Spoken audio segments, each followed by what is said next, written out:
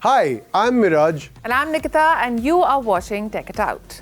Now, the sentiment is turning against artificial intelligence across the world. A new Gallup survey has found that at least in the US, nearly 40% of respondents don't trust AI. Well, I think no one really wants a big data center in their neighborhood, right? Yeah, I mean, they guzzle water, they use so much electricity, and are essentially just making like big tech richer, right? Well, that's not entirely true, Miraj. AI is being used for such great work. In Ukraine, it's helping clear landmines, powering autonomous craft to evacuate NATO troops. All of that and more coming up in this episode of Tech It Out.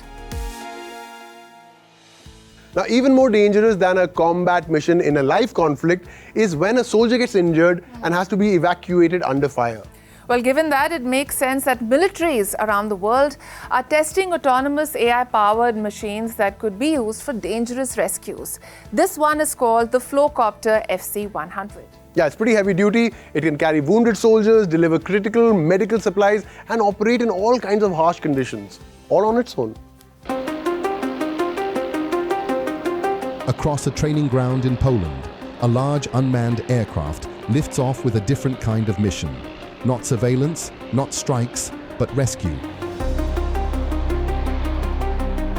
Polish and American forces have been testing the Flowcopter FC-100, a heavy-lift AI-assisted drone built to evacuate wounded soldiers from the battlefield. The test took place during the SOR 26 military exercise in Bemowo-Piski, where troops simulated a casualty evacuation under field conditions. We have a couple versions here we're demonstrating. Both versions do the same thing. They optically investigate the oxygen in the tissue itself. Some very small systems that we're building for civilian clinical applications, and other systems that are ruggedized with screens so they can be used in other kinds of challenging environments. Instead of risking additional soldiers to reach the injured, the drone is designed to fly directly into dangerous areas, pick up a casualty, and transport them to safety. For the demonstration, the aircraft carried a life-sized test dummy known as Rescue Randy, built to match the weight of an actual human casualty. We've been flying with so-called Rescue Randy, who's a dummy instrumented to measure vital signs and weighs as much as a real human casualty.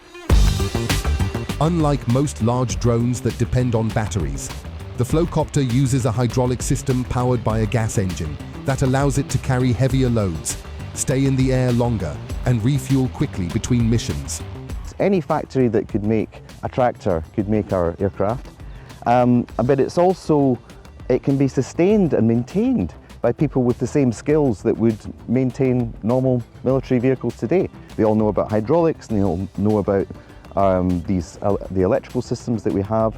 So it's a very simple upgrade, really, for the Army to go from ground to air using exactly the same skills and tools that they're used to. The aircraft can operate for up to 6 hours on a single tank of fuel and continue flying in rain, snow, and other harsh conditions. It can operate in all environmental conditions. We leave this aircraft out all night long in Scotland. We don't care if it gets wet, and that's exactly what we need to be a really rough and tough partner for the military. The officials say that casualty evacuation is only part of the picture. The drone is also being tested for daily logistics missions, including the delivery of medical supplies, blood products, and essential equipment to troops in the field. Military teams also use the exercise to test AI-assisted medical technology inside medevac vehicles, as armed forces look for faster ways to move the injured from the point of attack to medical facilities. The exercise also included testing of new medical monitoring systems designed for extreme conditions, as military teams look to improve trauma care on the move. The idea is simple: reduce the time it takes to reach the wounded while reducing the risk for everyone else. And as battlefields continue to change, the future of military rescue may rely less on human convoys and more on autonomous machines built to go where humans cannot. From surveillance drones to autonomous rescue systems, military technology is rapidly expanding beyond combat, And in the future, some of the most important missions on the battlefield may not be about fighting wars, but saving lives. Even towns and villages that are no longer part of the theatre of war in Ukraine have to deal with an existential threat: landmines. Yeah, I mean, large swathes of the country have been heavily mined, and experts say that it could take decades to clear them safely. But that is extremely slow and dangerous. Now, teams in Ukraine are using AI-powered drones and remote-controlled land drones to help detect and remove these explosives. Fascinating. Across large parts of Ukraine, the war continues long after the fighting has moved on. Fields, forests, and villages left behind by retreating forces are now scattered with mines, unexploded shells, and other hidden explosives. Near the village of Myrotsky, northwest of Kiev, demining teams move through the woods in protective gear, sweeping metal detectors across the ground. Wow. Experts say Ukraine has become the most heavily mined country in the world, with clearing operations expected to take many years. The Halo Trust, one of the world's largest demining organizations, says the scale of contamination is unlike anything seen in recent decades. Це і набої до стрілецької зброї, ручні гранати різних типів.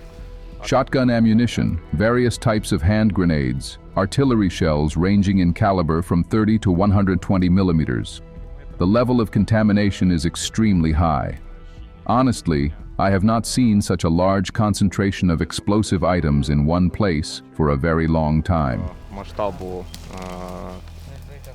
кількості вибухонебезпечних предметів на одній ділянці. The group began work in Myrotsky in December last year to clear the surrounding woods filled with unexploded munitions.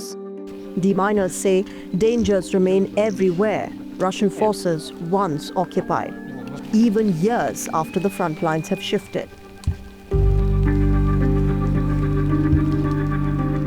Manual clearance remains slow, dangerous, and labor-intensive, with workers often searching centimeter by centimeter through contaminated ground. To speed up the process, demining groups are now turning to artificial intelligence. Ukraine will not be demined earlier than in 10 years. The process may take decades, but advances in technology are helping to accelerate the work process. The Halo Trust is using AI systems to analyze high-resolution drone imagery of contaminated areas, training software to identify possible mines and explosive remnants. The technology has already reached around 70% accuracy, allowing teams to prioritize high-risk zones more quickly.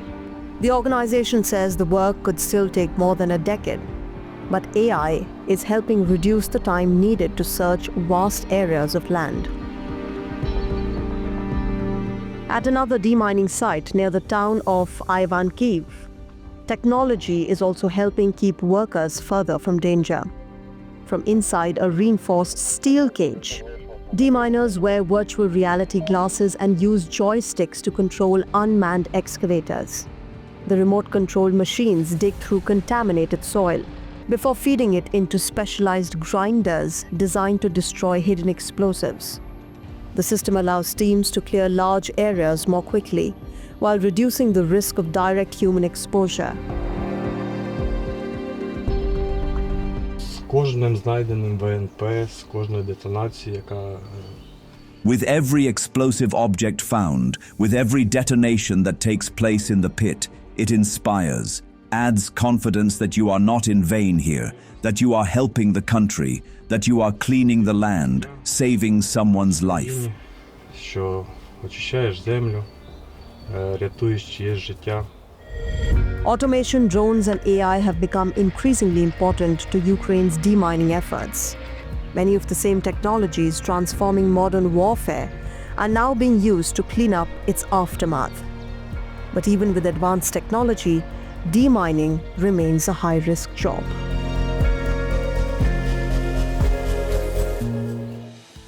Did you hear about Timmy, this humpback whale that just kept getting bleached in these shallow waters of Germany? Now they kept rescuing this whale, but it was unable to find its way to open waters, and scientists just couldn't figure out why. Well, don't whales rely on echolocation to find their way? I remember listening to this lovely whale song, very evocative. But sperm whales are different. They make this clicking sound like dolphins. Exactly, and that's really affected by this noise pollution from ships in the ocean. It's causing havoc in marine ecosystems where creatures like whales can no longer hear each other and they tend to get disoriented.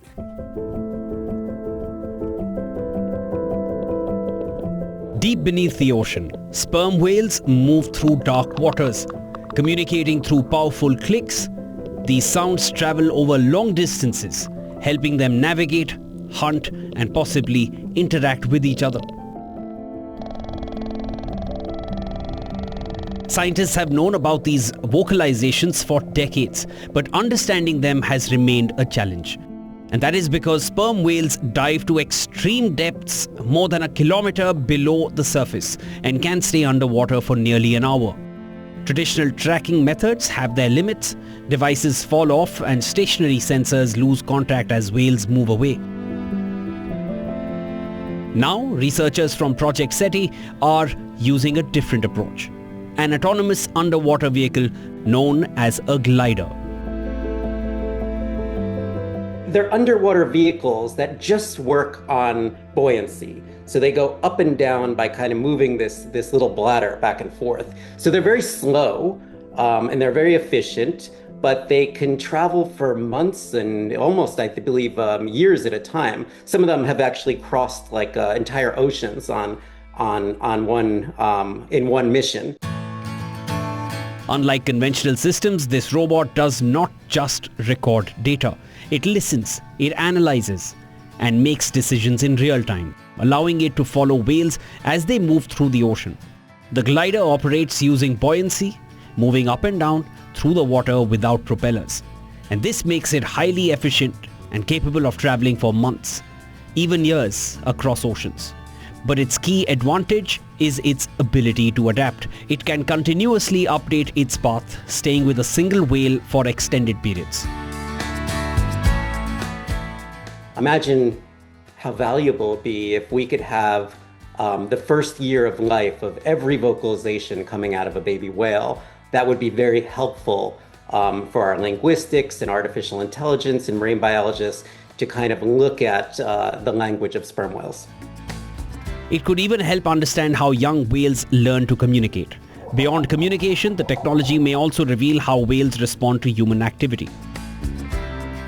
The idea would be that once we could kind of really understand the fundamentals of a non-human communication system, this could then expand into elephants and plants and fungus. So there's a lot of amazing work across the non-human communication area, and all this kind of work is starting to intersect as we find similarities and differences among the communication systems across the tree of life.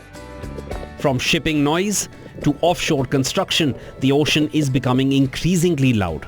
Real-time tracking could help scientists see how these changes affect whale behavior and their ability to communicate.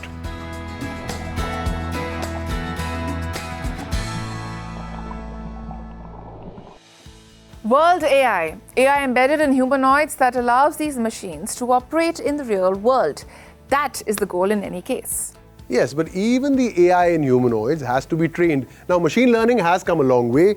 Now, a UK-based startup says that its AI system can train robots to learn new physical skills in just days. Complex human actions like walking, handling objects, and performing tasks in different environments.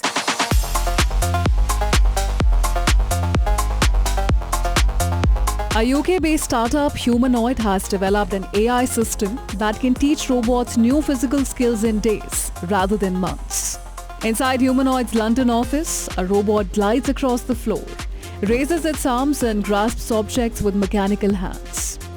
The company believes the humanoids trained using its AI brain could one day work in factories, warehouses, and automotive plants, carrying out repetitive tasks in environments designed for people.